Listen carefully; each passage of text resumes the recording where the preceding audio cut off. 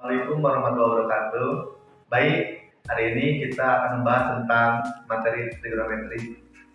Untuk lebih lanjutnya, mari kita simak video berikut ini. Oke, sekarang kita lanjut submateri perbandingan trigonometri pada segitiga siku-siku. Perhatikan segitiga siku-siku di bawah ini. Nah, sebelum saya bahas masalah trigonometrinya, teman-teman harus tahu dulu nama sisi-sisi pada segitiga siku-siku. Nah, sisi bagian sini, ini kan sudut siku-siku ya. Sisi yang membentuk sudut siku-siku ini dikatakan sebagai sisi siku-siku. Kemudian sisi sebelah sini, sisi yang bukan merupakan sisi siku-siku, ini adalah sisi terpanjang. Dikatakan sebagai sisi hipotenusa.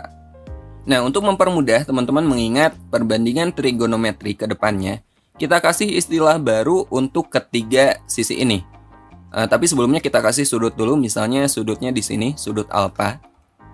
Nah, sisi yang berada di depan sudut, ini kan sudut alfa. Sisi di depannya yang sebelah sini, ini kita kasih nama aja sebagai sisi depan. Kemudian yang sebelah sini, ini kan ada di sampingnya sudut, kita kasih nama aja ini sisi samping.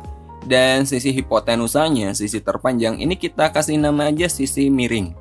Ingat ya, sisi depan, samping, dan sisi miring. Dan saya tegaskan sisi miring ini yang kita sebut sisi miring bukan karena posisinya miring ya. Sisi miring ini adalah sisi terpanjang atau hipotenusa. Jadi kalau segitiganya seperti ini, sisi miringnya bukan ini teman-teman. Tapi sisi terpanjang berarti ini sisi miringnya. Ya, hipotenusanya. Sisi selain sisi siku-siku. Oke? Nah, sekarang kita bahas perbandingan trigonometri. Yang utama ada 3, yaitu yang pertama sinus atau kita sebut aja sin. Sinus atau sin alfa di sini adalah perbandingan sisi depan per sisi miring. Ya, sisi depan kita bagi dengan sisi miring atau kita tulis demi depan per miring. Ini disebut sebagai sin alfa.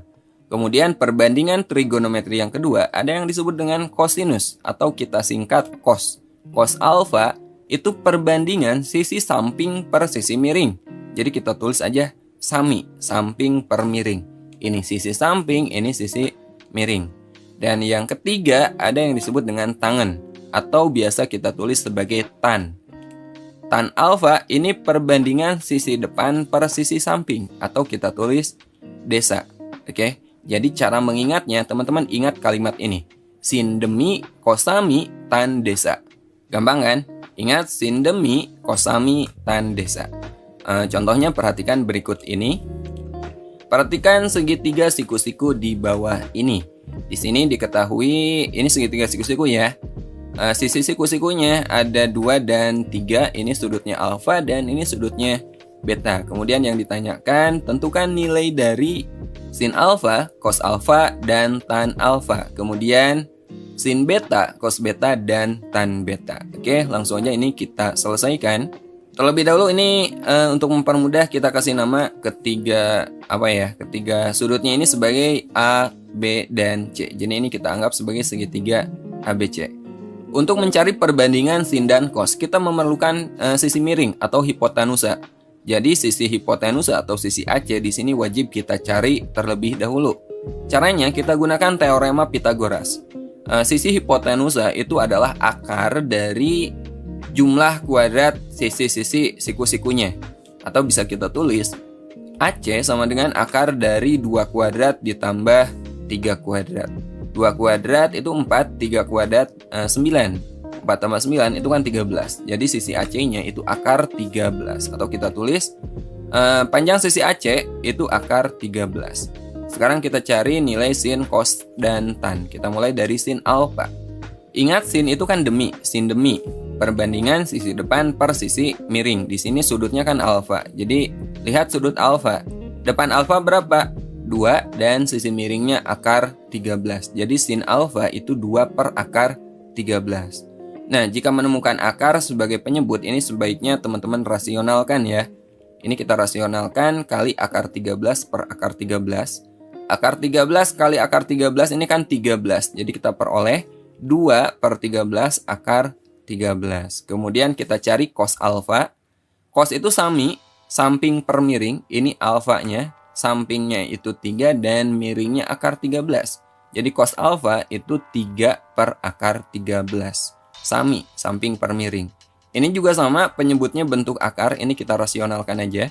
Kita kali dengan akar 13 per akar 13, jadi kita peroleh 3 per 13 akar 13. Nah, sekarang kita cari tan alfa. Tan itu desa, tan desa berarti depan per samping. Dan sudutnya alfa berarti depan alfa kita bagi dengan samping alfa. Jadi tan alfanya itu 2 per 3. Gampang kan? Nah, sekarang kita cari sin, cos, dan tan untuk sudut betanya. Sin itu demi, tapi di sini sudutnya kan beta. Jadi demi itu depan beta per miring. Depan beta kan 3, jadi 3 per akar 13, beda dengan sin alfa. Oke? Jadi depan samping dan miring itu teman-teman perhatikan sudutnya ya. Depan alfa itu pasti beda dengan depan beta gitu ya. Sin beta itu demi depan beta per miringnya. 3 per akar 13 ini kita rasionalkan aja. Kita kali dengan akar 13 per akar 13. Kita peroleh 3 per 13 akar 13. Kemudian cos beta. Cos itu sami, samping per miring.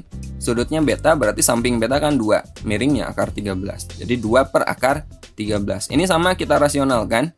Dan kita peroleh 2 per 13 akar 13. Kemudian yang terakhir tan beta. Tan itu desa, depan per samping. Depan beta itu 3, sampingnya itu 2. Jadi tan beta itu 3 per 2. Beda dengan tan alfa tadi. Nah, selain 3 perbandingan, selain sin, cos, dan tan, ada 3 perbandingan lainnya, yaitu kosekan, sekan, dan kotangen. Untuk kosekan biasa ditulis CSC, ini kosekan alfa. Kosekan itu sebaliknya dari sin, ya. Jadi kosekan alfa ini 1 per sin alfa. Jadi kalau sin itu depan per miring, maka kosekan ini sebaliknya. Sisi miring kita bagi dengan sisi depan. Kemudian yang kelima ada yang disebut dengan sekan atau kita tulis sek alfa. Sekan alfa ini sebaliknya dari cos. Jadi sekan alfa itu 1 per cos alfa. Jadi kalau cos alfa ini samping per miring, maka sekan alfa ini miring per samping. Kemudian yang terakhir yang keenam ada yang disebut dengan kotangen. Atau kita tulis kot alfa. Ini kotangen alfa. Sebaliknya dari tan ya. Jadi kotangen alfa ini sama dengan 1 per tan alfa. Kalau tan itu depan per samping, kotangen ini berarti sisi samping dibagi sisi depan. Nah, inilah 6 perbandingan trigonometri pada segitiga siku-siku. Contoh yang saya kasih ini kan masih sangat simpel ya. Sekarang silakan teman-teman coba 10 soal berikut ini. Dan pastinya setelah mengerjakan dan melihat pembahasannya nanti, insya Allah teman-teman akan lebih paham tentang perbandingan trigonometri pada segitiga siku-siku. Sekian materi yang dapat saya sampaikan. Jika ada pertanyaan, silakan Anda bertanya dalam kolom komentar berikut ini. Terima kasih. Wassalamualaikum warahmatullahi wabarakatuh.